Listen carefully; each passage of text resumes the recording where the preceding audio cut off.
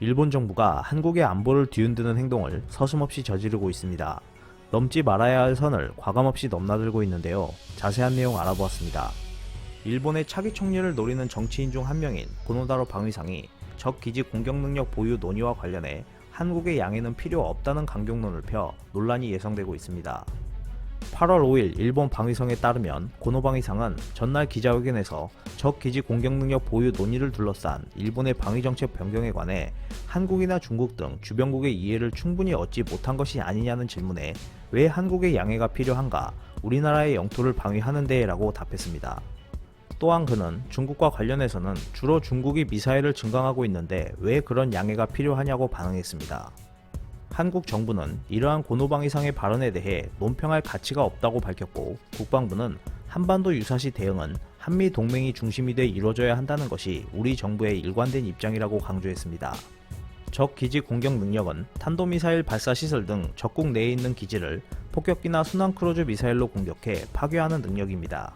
탄도 미사일을 요격하는 방어 체계인 이지스 어슈어 계획을 취소한 것을 계기로 일본 집권 자민당을 중심으로 적 기지 공격 능력 보유가 필요하다는 주장이 대두했고, 전날 오노데라 전 방위상 등이 중심이 되어 관련 제안을 아베 총리에게 제출하기도 했습니다.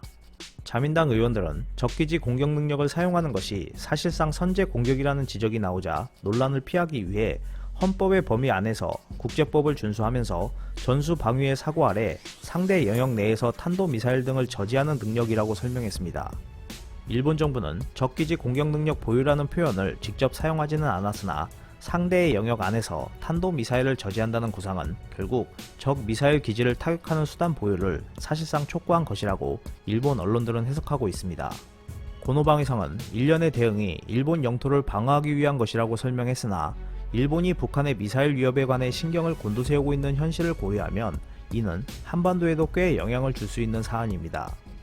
적 기지 공격 능력 보유는 적국이 일본을 공격하려고 하는 움직임이 있는 경우 공격이 실행되기 직전에 타격할 필요가 있다는 주장과 맞물릴 가능성이 있습니다.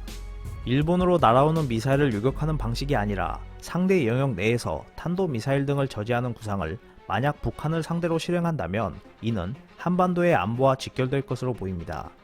일본 자민당 의원들은 헌법의 범위, 국제법 준수, 전수 방위의 사고방식 등을 전제했으나 그간 아베 정권이 헌법 해석을 바꾸는 등 변칙적인 방식으로 안보 정책을 개편한 점을 비춰보면 향후 논의가 일본이 무장을 확대하는 발판이 될 가능성이 농후한 상황입니다. 고노 방위상은 4일 회견에서 센카쿠 열도 인근에 중국 당국 선박이 반복해 접근하는 문제에 관해서는 만에 하나 자위대가 대응하지 않으면 안 될 사태가 벌어질 경우 확실하게 대응한다고 강경론을 펼치기도 했습니다. 이러한 행동을 볼 때 한국의 양해가 필요 없다는 발언은 고노 방위상이 아베 총리 퇴임 후 다음 총리를 노리는 주자 중 한 명이라는 점에서 더욱 논란의 소지가 커지고 있습니다. 한반도를 전쟁터로 만들려는 일본의 속내를 여실히 보여주고 있습니다. 오늘 준비한 소식은 여기까지입니다. 끝까지 시청해주셔서 감사합니다. 오늘도 즐겁고 멋진 하루 보내세요. 다음 영상에서 뵙겠습니다.